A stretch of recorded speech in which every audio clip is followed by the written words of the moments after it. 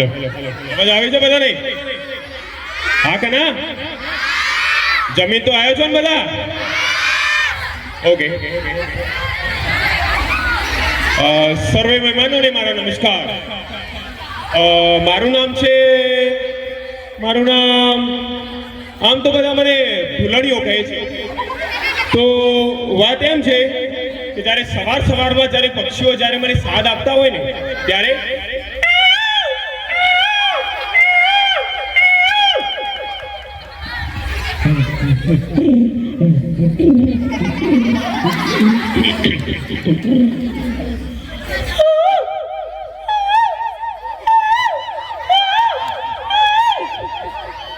અને આ બધા વચ્ચે આવે છે મારી મમ્મીનો અવાજ, અરે ભૂલણિયા ઊભો થા, મોડું થાય છે. અને હું ભાગ્યો બાથરૂમ તરફ. ત્યાં જઈને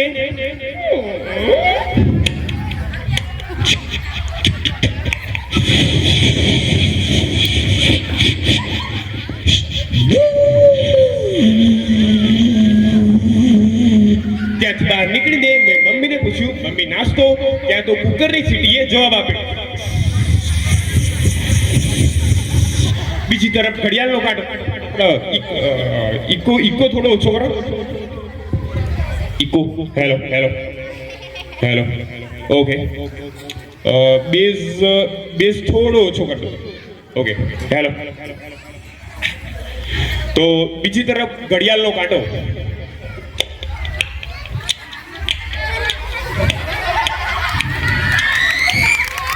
અને આ બધા વચ્ચે ખબર નહીં એક માખી મને હેરાન કરવા આવી.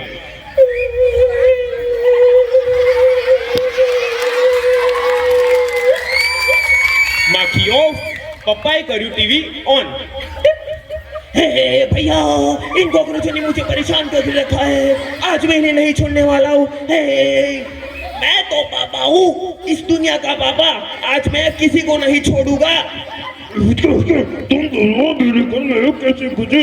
अब मैं तुम्हारी धक्के टिकी कर दूंगा.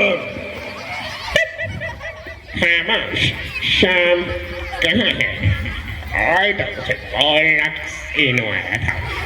बहुत गर्मी है खून में, तो आए मैदान में जो हसरत निकालने हो निकाल ले, लेकिन आइंदा से मेरे लड़कों को हाथ भी लगाया तो मोहल्ला का मोहल्ला उड़ा के रख दूंगा. वो बाल किसी मरीज मरने की हालत में रहा, तुझको फोन करना जरूरी है क्या? ए माँ, अरे खिड़की बंद करना माँ, या बंद करना रे खिड़की. પછી થેનોસ નો અવાજ કોણે સાંભળેલો? આપણે માર્વલ મૂવી જોયેલા કોઈને બધાએ? હા, તો એમાં થેનોસ છે. इस दरबार के कब्जा करने में भी उतना मजा नहीं, जितना मजा यहाँ दवाई फैलाने में. इको हजू थोड़ो ओछो कर देजो, बंद ज कर नाखो इको. Hello okay. અને આ બધા વચ્ચે આવશે મારા પપ્પાનો અવાજ. અરે ભૂલણિયા, હવારમાં હું માંડ્યું છે, મને ન્યૂઝ ચેનલનો નંબર કે. તો એ તો પપ્પા 25 52 પપ્પા 52. Come on, baby. Come here. No, Peter. No. Come here, baby. Come here. ભૂલણિયા, આ પપ્પાને હવારમાં આવું બધું બતાવીશ? ના પપ્પા, ના. 25 પપ્પા, 25. મિત્રો, आज चंद्रयान 3 सफलतापूर्वक चांद के सतह पर पहुंच चुका है.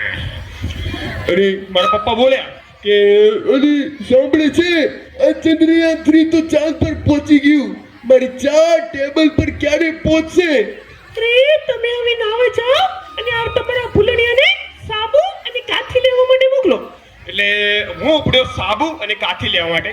આમ તો હું ભૂલણિયો એટલે ભૂલી ના જાઉં એટલે મેં મારું રટન કરવાનું ચાલુ કર્યું. સાબુ કાથી પાછળથી બોડી કૂતરો.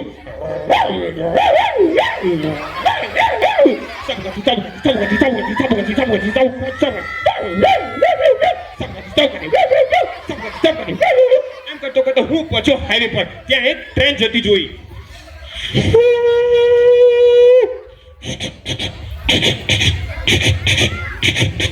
ઉપરથી હેલિકોપ્ટર જતું હતું.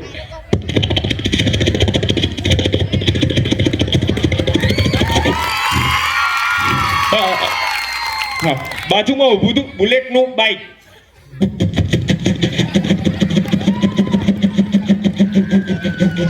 એક સ્પોર્ટ્સ કાર જતી જોઈ. માતાજી, હું તો ગભરાઈ ગયો. એ મારું રટન કરવાનું ના ભૂલ્યો હો. બાબુ હતી, બાબુ હતી, બાબુ હતી, બાબુ હતી, બાબુ હતી, બાબુ હતી, બાબુ હતી, બાબુ હતી, એમ કરતો કરતો હું પહોંચ્યો કરિયાણાની દુકાને. મેં એને કહ્યું કે મને બાબુ અને હાથી જોઈએ છે.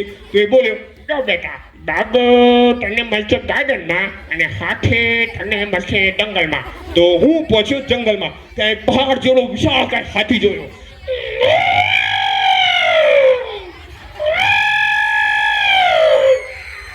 મેં પેલા ફોરેસ્ટ વાળાને કહ્યું કે મારે તમારો હાથી જોઈએ છે, મને આપશો? મારા પપ્પા સવારના બાથરૂમમાં બેઠા છે. તો એને આટલું સાંભળીને એને મને એવો માર માર્યો, એવો માર માર્યો. હું માંડ બચીને હું પહોંચ્યો ગાર્ડનમાં. મેં વિચાર્યું ચલો હવે હાથી તો નહીં, બાબુ તો લઈ જ જાવ.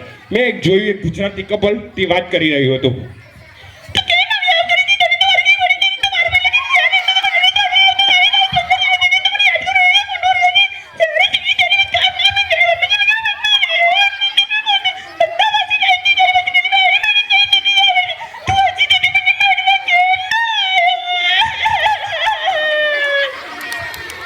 બાબુ બોલ્યો, જો મેં તારા માટે સરસ મજાની કોફી મંગાવી છે, તો એન્જોય કર ને. જો એ બધા જ કોફી પીવે છે અને તું ન પીશ તો કેવું લાગશે?